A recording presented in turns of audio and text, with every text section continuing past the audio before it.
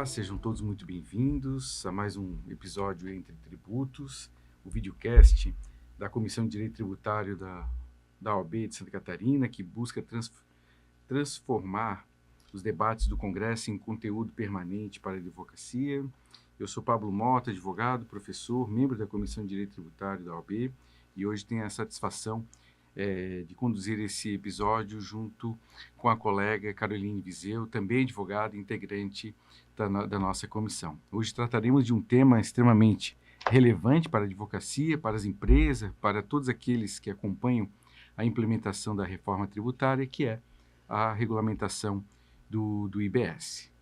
Muito obrigada, Pablo, pela introdução, mas antes da gente iniciar as perguntas, eu não posso deixar de registrar agradecimento especial para o presidente da OAB-SC, o Juliano Mandelli, presidente da CASC, Pedro Miranda, que gentilmente cedeu esse espaço, o estúdio, para a gravação desse episódio, ao coordenador-geral das comissões, doutor Douglas Del Monte, e também a nossa presidente da Comissão de Direito Tributário, doutora Silva Varela. Esse projeto é uma iniciativa importante da Comissão de Direito Tributário e tem o objetivo de aproximar a advocacia dos temas tributários que são discutidos, né, nesse congresso, e busca também transformar o debate em conteúdo permanente, acessível, qualificado. Então, nesse registro, desde já, esses agradecimentos. Então, para a gente dar continuidade nessa conversa, temos aqui a honra de receber o auditor fiscal do Estado de Santa Catarina, Marco Antônio Ferreira Domingues, né? Ele, além de auditor fiscal, é pós-graduado em Direito Tributário, representante do Estado de Santa Catarina na Comissão de Trabalho Operacional do Comitê Gestor do IBS. Marco, muito obrigado por aceitar o nosso convite, participar desse episódio Entre Tributos. Para iniciarmos, a reforma tributária de consumo deixou de ser apenas um debate legislativo e passou a ingressar em uma fase de regulamentação, adaptação institucional e preparação prática aos contribuintes. A regulamentação do IBS, especialmente a partir da atuação do Comitê Gestor e do novo regulamento, traz muitas dúvidas para a advocacia, para as empresas e para os setores específicos da economia.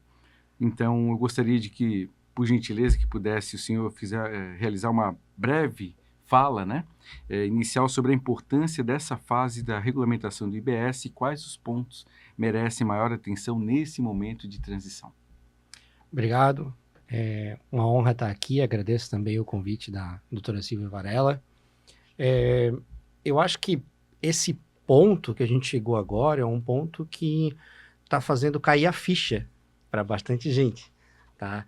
E eu digo bastante gente mesmo, porque eu estou trabalhando na reforma tributária desde 2023.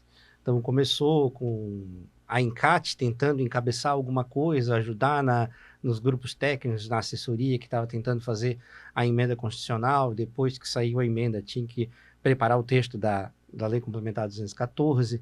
E, além de preparar o texto, a gente já tinha que começar a pensar nas alterações de documentos fiscais, no software que tinha que ser desenvolvido para isso. Então, a gente já começou a trabalhar. Eu era do GT48, que era um grupo do CONFAS que trabalha com o SPED fiscal, com a apuração do ICMS. Então, o que aconteceu? Naturalmente, algumas pessoas que se destacavam lá no SPED, que trabalhavam com a apuração do imposto, foram pinçadas para trabalhar também nos grupos nacionais, pensando esse novo imposto. E como apurar, como fazer os documentos fiscais e tudo.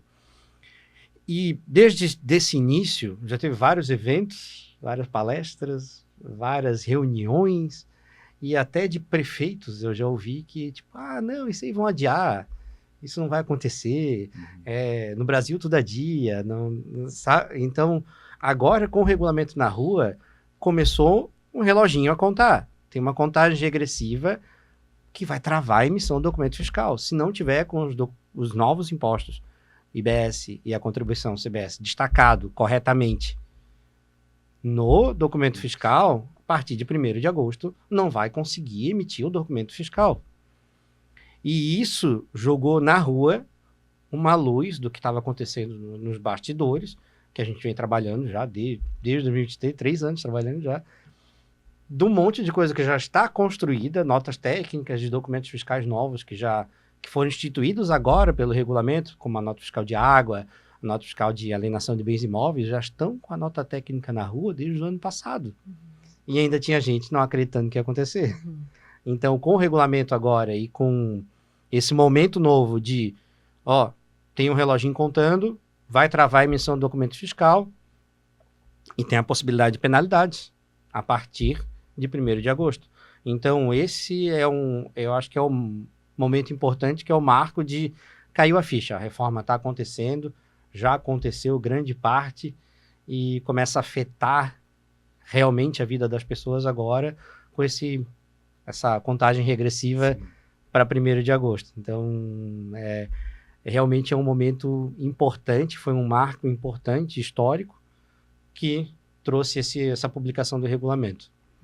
Bacana. Então, para pegar até um pouquinho desse gancho, não estava aqui, mas pensando bem nessa parte da regulamentação, o que é o comitê gestor do IBS? O que ele, na prática, qual o papel dele nessa regulamentação, nessa administração? Ele é um centralizador, o que não é? É um gestor, né? O nome ficou bem correto, assim, né? Comitê gestor. Então, ele é um órgão político, tá? Ele é gestor só. Tanto que quem está lá no Conselho Superior são os titulares, são os secretários de Fazenda dos estados, dos 27 estados, e tem 27 secretários de Fazenda de municípios que foram eleitos, escolhidos entre eles. Quer dizer, não teve eleição ainda, foi indicação essa primeira formação, mas até a próxima formação, né, tem esse mandato, no próximo já vai ser eleição. A lei comandou isso, né, a 227. Então, para dar celeridade, foi indicação. Então, são políticos, são cargos políticos, são gestores, secretários de Fazendas e secretários de Finanças. Abaixo deles vai ter as diretorias que estão sendo formadas, aprovando o regimento interno, a estrutura interna do comitê gestor, que já está prevista na 227, mas precisa de atos infra para montar e ter essa dinâmica dos estados e municípios cederem funcionários, tanto das procuradorias quanto das administrações tributárias, para formar o corpo de funcionários do comitê gestor para trabalhar. Então, ele vai gerir o IBS, em conjunto, estados e municípios. Ele vai gerir como que vai ser a fiscalização, vai ser a prioridade de fiscalização, vai gerir a parte de consulta tributária, vai ser direto com ele, atendimento vai ser direto com o comitê gestor. Então, ele vai fazer essa parte de gestão mais burocrática mesmo, e de gestão. O trabalho fiscal continua na ponta. Então, num cliente de um advogado tributário, quem vai chegar continua sendo um fiscal daqui de Florianópolis ou um auditor fiscal do estado. Tá? Só que o planejamento disso não vai ser mais só do estado de Santa Catarina. Vai ser um planejamento nacional, com a visão de todos os estados e dos 27 representantes dos municípios que estiverem lá, esses 54 que vão decidir como que vai ser o planejamento, aquele planejamento fiscal que o nosso gerente de fiscalização costumava fazer, agora vai ser lá no comitê gestor, entendeu? E a gente vai executar. Então, por isso que eu falei, ele realmente é um gestor, um órgão gestor só. Passando aqui para uma situação que a advocacia tem aí a sua reflexão, Marcos, com a redução dos 30% das alíquotas do IBS para serviços da advocacia, prevista lá no artigo 127 da Complementar 214 e regulamentada pelo artigo 202, inciso 2º da Resolução 6 de 2026, o senhor entende que as sociedades de advocacia terão a efetiva redução da carga tributária ou, apesar dessa redução nominal de alíquota, a nova sistemática pode acabar ampliando custos operacionais, obrigações acessórias e custos de conformidade? Bom, vamos lá. Setor de serviços, no geral, vai ter aumento. Mesmo com a redução do 30% ali, setor de serviços, no geral, vai ter um aumento. Tem um exemplo que eu sempre falo, é o seguinte, o Brasil é um grupo de amigos que sempre vai tomar chopp. Só que tem alguns que nunca levam a carteira. Temos. Tem alguns que nunca levam a carteira. Acontece contigo, então? Acontece. E sempre tem aquele que não paga. Ou tem aquele que fala assim, não, mas eu comi só a batatinha, eu vou pagar só a batatinha. Só a minha parte. Só a minha parte, eu não quero rachar com todo mundo, que não tenha visão de sociedade, né? E agora, com a reforma, a gente está tirando a opção de esquecer a carteira. Não tem mais a opção de esquecer a carteira. E não tem mais a opção de, tipo, eu quero pagar só a batatinha. Todo mundo vai pagar. Quando a gente bota para todo mundo pagar, o que acontece? Antes, tinha um grupo de pessoas que só alguns pagavam. Eles pagavam mais. Agora todo mundo vai pagar. Quem não pagava nada, quando começa a pagar, reclama. E aumenta. Ele saiu de 0 para alguma coisa, aumentou. E quem estava pagando só a batatinha, que saiu de um pouquinho, que é o caso do serviço, saiu de 5%, vai para 13%, 14% efetivo, vai aumentar. Ele vai reclamar. Porque ele saiu da batatinha só para ter que rachar a conta com todo mundo. Só que isso é o viver em sociedade. Né? Tem uma frase famosa que vocês devem conhecer, que impostos são o preço que a gente paga para uma sociedade civilizada. Então, se a gente quer ter polícia, rua, hospital, são tudo receitas vinculadas a isso, né? Eu acho interessante que a população, no geral, assim, não tem esse conhecimento, né? E tu vê gente que eu sou a favor de ter arma melhor para a polícia tem que ter fuzil, mas imposto é roubo. Como é que eu vou comprar um fuzil melhor para o policial se eu não tiver o imposto da arrecadação do Estado, para ter dinheiro para comprar, para melhorar um hospital? Eu sempre falo assim, tu tá reclamando de imposto e quer ir no regional e ser atendido igual no Bahia Sul. Só que a receita do imposto que vai para a saúde é vinculada. No final das contas lá, o chefe do executivo tem, sei lá, 5% da receita para ele fazer de forma discricionária. O resto é tudo vinculado, a parte da saúde, de educação, de segurança. Isso vem tudo da onde? Do trabalho de arrecadação. Então, quando as pessoas passarem a entender que o pagar o tributo faz parte de viver em sociedade e de melhorar as condições para todo mundo, aí a gente começa a evoluir como país, assim, como sociedade, né? Então, essa virada de chave de tirar que não estava pagando nada, tipo aluguel, né? E colocar para pagar. E a parte dos serviços, que a gente tinha essa distorção, tipo, um dos únicos países do mundo que tinha essa diferenciação entre serviços e produtos, mais de 190 países com IVA, todo mundo pagando igual. Que, inclusive, gerava muita discussão, né? Agora é uma forma de passar régua Sim, nisso. o contencioso gigante, isso é serviço ou é produto? Então, agora a gente começa a equalizar, só que vai doer, não tem jeito. Só que se a gente quer crescer como sociedade, como país, a gente tem que equalizar, tem que rachar a conta com todo mundo. Não tem jeito. Perfeito. E aí, aproveitando, né, esse gancho, e eu quero trazer uma questão, essas mudanças, né, quando surgiu a proposta da reforma tributária, um dos pilares era a simplicidade. E agora, com a regulamentação, mais de 600 artigos ali para serem estudados, a gente percebe que nisso já tem uma complexidade ali inesperada, né? Me prometeram uma simplicidade, agora estão me dando 600 artigos para estudar. Sim. Eu queria saber a tua visão sobre isso, sobre esse princípio, a teoria da realidade, né? Se tu entende que tá se conversando, ou se não, enfim, quero que tu traga a tua perspectiva a respeito disso. Bom, a minha visão de quem está trabalhando nisso desde o início é que está simplificando. Só que eu entendo que o susto, entendo a ansiedade das pessoas de visualizar como que vai funcionar e de achar que está complicando. Toda mudança ela é traumática, né? A gente não gosta, né? A inércia faz a gente ficar no lugar. Ninguém quer mudar. Ninguém quer. Não é fácil sair da onde a gente está e ir para outro lugar. Então, essa mudança sempre assusta e sempre parece que é complicado, né? Então, tem até um nome para isso, que eu não lembro, um nome psicológico para isso, que é aquela ansiedade quando tu sente quando tu vai trocar de emprego. Tu sabe que tu vai para um emprego melhor, mas tu tem medo de ir para lá, tu tem medo do que vai acontecer, tu acha que vai ser mais complicado. Daí, depois de 2, 3 semanas trabalhando, tu vê que era mais fácil que o anterior, que foi tudo coisa da tua cabeça. Tem um nome para isso, mas não vou lembrar agora. Mas, enfim, como eu estou trabalhando há muito tempo nisso e estou ajudando a fazer a especificação do software, de como vai ser, eu tenho noção da tecnologia, do que está sendo desenvolvido, de como que vai funcionar. Então, eu tenho essa visão que vai funcionar e que vai simplificar. E quem tá de fora, quem tá olhando só as coisas saindo assim, saiu o regulamento, aquilo outro, acaba ficando assustado mesmo. E eu entendo isso. Mas, na minha visão, sim, vai simplificar muito, tá? Se a gente for pegar hoje, uma empresa, ela tem que fazer a declaração de imposto estadual, tem uma declaração, ela tem que emitir o documento fiscal, tem que fazer a declaração, tem que fazer declaração para a Receita Federal, tem que fazer declaração para o município, tem que ter inscrição municipal, tem que ter isso, aquilo outro.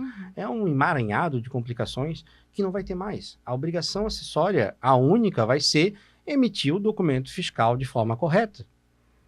Então, para um advogado, para ele ter redução de 30%, basicamente é o CECLES-TRIB correto na nota. Tem lá um parzinho, CST, CECLES-TRIB, já tem a tabela pronta para consulta, tudo. Tem que colocar lá na nota fiscal o CECLES-TRIB e o CST. Fez isso na hora da emissão da nota fiscal, já vai ter redução de base, a redução lá de 30%, na alíquota, já vai estar tudo certo. Tá? Então, basicamente, é emitir o documento fiscal de forma correta. Ah, mas são 617 artigos. Se a gente for somar todos os regulamentos de ICMS, mais de ISS, assim, são milhares, assim, passa de 50 mil artigos. Então, a gente está saindo disso tudo, esse emaranhado, com uma legislação única, que obviamente não vai ser pequena. Não tem como resumir toda a complexidade da vida real em poucos artigos. Não tem como, tá? E o regulamento vai aumentar ainda. Tem lá mais de 100... Acho que são 119 ou 117, eu não lembro direito, citações assim, conforme ato conjunto do Comitê Gestor e Receita Federal. Então, essas legislações infras ainda vão sair, são mais de 100, tá? E o regulamento ainda vai ter versão 2, versão 3, versão 4. No regulamento hoje está tratando de alguns documentos fiscais só. Nota-fatura não está ali ainda. Então, por exemplo, lá trata de devolução, trata como é que é devolução, cancelamento. Só que quando a gente tiver no IBS, um serviço prestado, ele pode ser devolvido. Quando que tu ouviu falar em devolução de serviço hoje no ISS? Não existe. Tem lá um cancelamento do contrato, alguma coisa. Entendeu? Então, mas no IBS pode ser que o cara devolva, porque a devolução gera crédito. A dinâmica é diferente. Então, o conceito vai mudar um pouco. Então, isso tem que ser muito bem discutido e sair no regulamento. Então, isso não está ainda nessa versão. Substituição de nota. Notas faturas, elas são substituídas. Acontece na advocacia, né? A nota de fatura, ela é substituída. Ela não é cancelada e emite uma outra. Então, tu emite uma nova, a anterior referencia a anterior e a anterior deixa de valer. Né? Então, é mais simplificado o processo. Então, por exemplo, uma empresa de energia elétrica tem muita substituição de nota por problema de leitura da NF3E. Então, assim, são milhares por mês em todas as empresas de energia do Brasil. E isso a gente já está discutindo como regulamentar, vai sair na versão 2. Então, assim, são muitas nuances e muitas coisas da vida real que tem que estar lá dentro do regulamento. Não tem como ser pequeno. A gente tem um Brasil gigante com muitos modelos de negócio, muitos fatos jurídicos de negócios diferentes que vão precisar de uma regrinha que basicamente vai se resumir em como tu preenche o documento fiscal de forma correta, que o resto o sistema vai fazer. Vai ordenar esses documentos, vai te mostrar a apuração assistida dia a dia, o fechamento no final do mês. Tu vai acompanhar isso tudo pelo sistema, teu contador vai acompanhar isso tudo pelo sistema. A única, resumindo, assim, tudo que está lá no regulamento vai ser receita de bolo de como emitir o documento fiscal de forma correta. Ponto de partida. Só que tem algumas operações que são mais complexas e outras que são mais simples. Então, como tem receitas de bolo, que um bolo de laranja é mais simples do que fazer um outro tipo de bolo, que tem uma receita mais complexa, mais tipos de preparos. Então, por isso que vai ter o regulamento um pouquinho menor para algumas coisas e um pouco maior para outras. Mas não tem como fugir disso. Mas vai ser, a operação no dia a dia vai ser muito mais simples do que é hoje. Com certeza. Se o cara souber fazer preço, tá? Contabilidade de custo. Se o cara souber fazer preço e emitir o documento fiscal da forma correta, ele tá bem. Porque a reforma não vai ser só uma reforma tributária, é uma reforma de negócios. Quem não se profissionalizar vai ter problema. Quem não souber fazer preço vai ter problema. Tá? Então, quem não souber comprar direito, o setor de compras vai ser importante. Porque se tu tem um cara lá de compra lá que compra do amigo dele porque dá uma comissão para ele, vai dar problema. Que pode não ser o melhor preço do mercado, o melhor custo-benefício. Daí tu vai ter um preço maior do que o teu concorrente que está comprando direito. Então, tem muita coisa para olhar. Mudança estrutural. Mudança estrutural, sim. Mas a obrigação acessória vai ser só o documento fiscal. Então, não vai ter todos aqueles fechamentos no final do mês de fazer uma declaração, no final do mês o contador brigando com o contribuinte que não mandou todas as notas para ele fechar a declaração, tem que fazer marreta lá na FD para conseguir entregar, depois retifica não vai ter isso. É só fazer o documento fiscal de forma correta. Toda a complexidade do regulamento é só para te dizer como fazer o documento fiscal. Entendi. Mais de 600 artigos que ensinam a fazer o documento correto. Sim. Muito bom, muito... O ponto de partida do documento fiscal, sim, né? Enfim. É a base, né? É a base, né? Especialmente de controle do fisco, não tenha dúvida. Né? Tudo Sim. isso vai estar ali naquela gestão do fisco para que ele possa, aí sim, quem se acreditou, quem não fez, se está inadimplente, quem não está, e ali, dívida ativa, enfim, está tudo na regulamentação. Né? Eu tinha uma outra situação aqui, Marco, ali pelo artigo 360 ali da resolução, número 6, seguindo essa sistemática do 252, passou a submeter operações de venda e locação de imóveis à incidência do IBS, inclusive em atividades que historicamente não sofriam incidência do ICMS na venda e nem no ISS na locação. Considerando ainda esse redutor para imóveis residenciais, redução de 70% das alíquotas, aplicável especificamente nas operações de locação, na avaliação do senhor, qual tende a ser o principal impacto dessa mudança para o mercado imobiliário, especialmente no segmento de locação?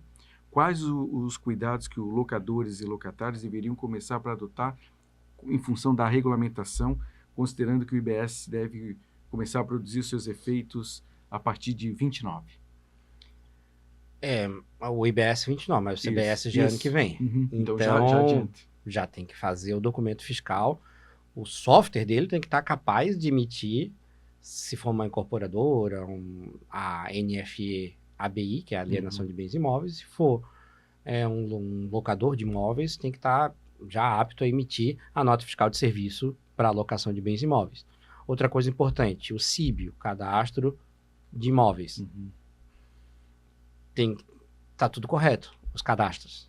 Então, assim como as empresas vão ter o cadastro no CNPJ, os imóveis vão ter o CIB, tá? Então, todo imóvel vai ter que estar cadastrado de forma correta, com endereço, com tudo certinho lá no CIB. Então, essas são as preocupações iniciais, assim, o cadastro no CIB e poder emitir o documento fiscal. Que já está regulamentado também. Já está regulamentado. A nota técnica dele, de como fazer o documento, já está disponível desde o ano passado, mas ele foi instituído agora com o regulamento. Né? Então, ele já estava disponível para quem quisesse já desenvolver, mas só foi instituído agora. E começa a obrigatoriedade 1º de agosto. Então, esse é o primeiro impacto, assim, técnico, prático. Certo? E o outro impacto é o impacto no preço, né?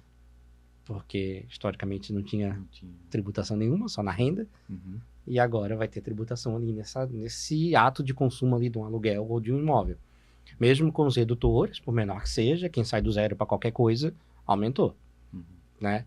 Então, vai ter impactos no preço, assim. Então, mas isso é normal, assim. Todo país que fez reforma tributária e que adotou um IVA, sempre tem uma fase de inflação. Se vocês olharem os gráficos da Índia, de qualquer outro, Colômbia e tal, sempre tem uma inflação e depois os preços começam a se acomodar, o mercado começa a se acomodar. Leva uns 3 anos disso, mais ou menos, em média. Então, até o mercado se acostumar ali e começar a acomodar. Então, a gente vai sangrar um pouquinho no início, depois começa a acomodar e a tendência é que o preço do consumo para pessoa simples, normal, que vai no mercado, comece a diminuir depois de 3 anos. Mas o aluguel vai ter esse problema que vai aumentar o aluguel, né? E uma coisa interessante do aluguel ali é a responsabilidade ali, né? Então, se tu tá numa imobiliária, a imobiliária pode emitir o documento fiscal por ti, né? Se tu não tá alugando direto, tu mesmo vai ter que emitir o documento. Então, vai ter que usar aplicativos tipo Nota Fiscal Fácil, que é disponibilizado pelo Estado, pelo governo, vai ter que dar um jeito de emitir e acobertar esse fato jurídico da alocação com o documento fiscal. Voltando à emissão da nota fiscal. Emissão da nota fiscal. É a premissa. É a premissa, é o coração, é a nota fiscal correta, é isso aí. Fiz a nota fiscal de forma correta, não precisa se preocupar com mais nada, tá? Tem outras nuances dos 600 artigos. dos negócios que são mais complexos, mas assim, tipo, negócios que são mais simples, por exemplo, uma alocação, é o documento fiscal. Agora há pouco me abordaram no caminho ali, é uma indústria que faz vendas, faz uma venda antecipada, recebe um pagamento, só que faz entregas parceladas, só que são várias vendas acobertadas por um pagamento só. Aí já é uma coisa mais complexa para se estudar como vai ser a dinâmica dessas notas de débito, a data de entrega futura, na nota final. E aí na regulamentação já entra essa forma de fazer a consulta desse plano de negócio. Isso. Já está se preparando a forma da consulta tributária, de como interpretar isso também, que vai ser com o comitê gestor. Né? Então, assim, um caso mais complexo vai fugir ali de só o documento fiscal. Vão ser vários documentos fiscais, né, que vão acobertar essa operação toda, né? Mas num caso simples de uma alocação, é só isso. Um detalhe interessante da alocação do mercado imobiliário é que, por exemplo, a alocação antes era só um custo. Serviço, no geral, antes era só um custo. Porque o ISS, eu nunca consegui aproveitar aquele valor de imposto que eu paguei. Agora, não, o valor do imposto que eu pago, ele vai virar crédito. Então, por exemplo, uma empresa que paga o aluguel da sede, o valor do imposto que ela paga no aluguel vai virar crédito agora, entende? Então, empresas que contratam bastante serviço têm que dar uma analisada ali na sua situação, porque pode ser que a carga efetiva dele não seja tão alta quanto ele está imaginando que é, porque se o serviço que antes era só custo, agora vai dar crédito também. Aí a advocacia entra nessa situação, né, de entrar no negócio, pegar os 600 artigos, ver como é que vai cotejar para, se for o caso... Analisar o caso específico, né? Exatamente. Eu imagino que o mercado, tanto do advogado tributarista quanto do contador, vai ser essa consultoria. Sim. Essa consultoria da análise fina ali, do momento e da posição daquela empresa na cadeia. Né? Por exemplo, Simples Nacional. Eu fico no Simples Full ou vou para o híbrido? Depende da cadeia. Não tem como eu dizer isso, se é bom ir para um lado ou para o outro. Depende para quem que tu vende, de quem que tu compra. Se tu compra de produtor primário e vende para a indústria, talvez valha a pena tu ir para o híbrido. Agora, se tu vende só para consumidor final, fica no Simples. Entendeu? Com full, tu tá fazendo só venda para consumidor final. Então, é caso a caso. Sim. É caso a caso, não tem como. Perfeito. Professor, muito obrigada pela participação. A gente encerra agora. Foi uma discussão muito rápida, mas muito rica. E é muito importante para a gente entender, de fato, né, que está muito próximo de acontecer, já esteve muito distante, né? Nunca esteve tão distante, porque foi muito rápido tudo, né? Mas agora está mais próximo ainda, então... Acho que não tão rápido do jeito que eu falo, né? Eu falo muito rápido. Mas entendemos tudo e estamos bem esclarecidos. E agradecemos também todos que acompanharam esse episódio Entre Tributos, o videocast da Comissão de Direito Tributário. Acompanhe os demais episódios do podcast Entre Tributos no YouTube da OAB-SC e no ADVcast. Sigam também o Instagram da Comissão de Direito Tributário, @comissão_tributário_OAB-SC, para acompanhar os próximos episódios. E muito obrigada também a todos e agradeço ao meu companheiro de mesa, o Dr. Pablo. Agradeço mais uma vez, Dr. Marcos, e muito obrigada e até o próximo episódio.